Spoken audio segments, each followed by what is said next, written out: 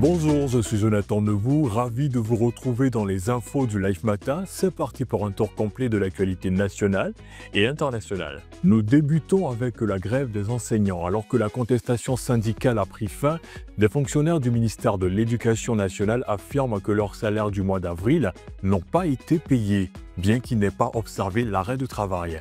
Le ministère a pris des décisions afin de corriger ces erreurs. Au Soudan du Sud, une commission chargée de superviser la mise en œuvre de l'accord de paix de 2018 a lancé un appel à en respecter les thèmes et à libérer en priorité le vice-président Riek Machar. Les troupes de la Southern African Development Community SADC déployées depuis décembre 2023 dans l'est de la République démocratique du Congo ont commencé à quitter le pays le 29 avril, un retrait négocié avec le groupe politico-militaire AFC M23. En Namibie, le ministre de l'Agriculture Marc Albert Ngari a été arrêté le 27 avril.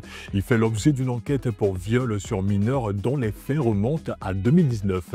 Il a été démis de ses fonctions. L'électricité est complètement rétablie depuis le mardi 29 avril en Espagne et au Portugal, après une coupure de courant massive et exceptionnelle observée dans toute la péninsule ibérique.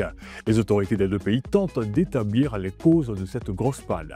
Le gouvernement français a reçu le 28 avril un rapport comportant des mesures contre l'antisémitisme.